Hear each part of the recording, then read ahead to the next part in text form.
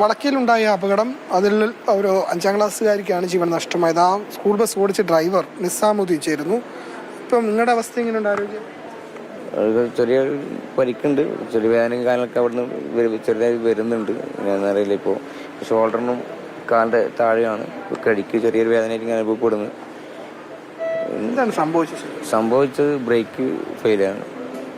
Break ഫെയിലായപ്പോൾ വണ്ടി വലിയൊരു ഇറക്കായിരുന്നു. താഴെ ഏകദേശം 3/4 ഭാഗം എത്തി. ഒരു ടേണിംഗ് ആണ്. ആ ടേണിംഗ് എത്തുന്നതിന് മുമ്പ് തന്നെ ബ്രേക്ക് നഷ്ടപ്പെട്ടു, ഫെയിലായി. പിന്നെ എനിക്കൊന്നും ചെയ്യാൻ പറ്റില്ല, വലിയ താഴേക്ക് പിന്നെ ഒക്കെയാണ്. വണ്ടി ഒരു സേഫ് എന്നൊരു രീതിയിൽ എത്തിക്കാൻ പറ്റിയൊരു സ്ഥലമല്ല, ഒന്നും ചെയ്യാൻ പറ്റാത്തൊരു സംഭവമാണ്. എന്നാൽ പരമാവധി ഞാൻ എൻ്റെ ആ ഒരു ശ്രമം നടത്തിയിട്ട് എനിക്ക് പറ്റിയിട്ടില്ല, ആയിട്ടില്ല, ഒന്നും നടന്നിട്ടില്ല. വണ്ടി മറിയുക ചെയ്യുന്നത്. ഈ കുട്ടികളെ ബസ്സിന്റെ അടിയിൽ പോയി ബേക്കിൽ വിൻഡോ ഒന്ന് ഇല്ല, ഗ്ലാസ് ഇല്ല. അപ്പോൾ അതുവഴിയായിരിക്കാൻ സാധ്യത കൂടുതൽ. ബസ് ഞാൻ എടുക്കാൻ വേണ്ടി പോകുമ്പോഴും ആ വഴിയാണ് കുട്ടി ഉണ്ടായിരുന്നത്. അതിൻ്റെ ബസ് ഞാൻ എടുക്കുമ്പോൾ ഉൾപ്പെടെ ഉണ്ടായിരുന്നു, ബസ് പോക്കാൻ എടുക്കുമ്പോൾ. പക്ഷെ വിൻഡോ ആട്ടെ സൈഡിലാണ് കുട്ടി ഉണ്ടായിരുന്നത്.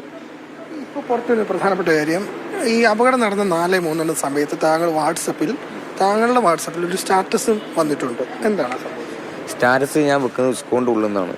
സ്കൂളിൻ്റെ ഉള്ളിൽ നിന്നാണ് ഞാൻ സ്റ്റാറ്റസ് വെക്കുന്നത് തന്നെ. അപ്പോൾ ഫോണിൽ ആകം ശതമാനം ഉള്ളത് 6%, അത്രയേ ഉള്ളൂ. 6-7% ഫോണിൽ ചാർജ് ഉള്ളൂ.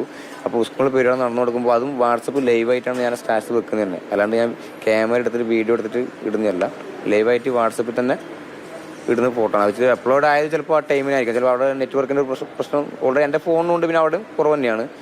ചിലപ്പോൾ അപ്ലോഡ് ആയത് ആ സമയത്തായിരിക്കാൻ സാധ്യത കൂടുതൽ. ഞാൻ പിന്നെ അത് ചെക്ക് ചെയ്യില്ല, പിന്നെ പറയുമ്പോൾ ഞാൻ ശ്രദ്ധിക്കുന്നു.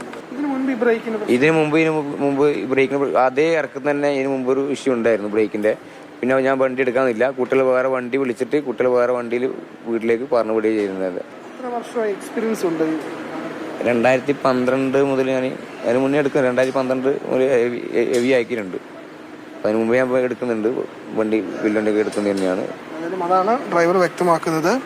തൻ്റെ ഭാഗത്തെ പിഴവല്ല, ബ്രേക്കിന് സംഭവിച്ച ഒരു പിഴവാണ് ഈ അപകടത്തിന് കാരണം എന്നതാണ്. കണ്ണൂരിൽ നിന്ന് ഫെലിക്സ്, മാതൃഭൂമി ന്യൂസ്.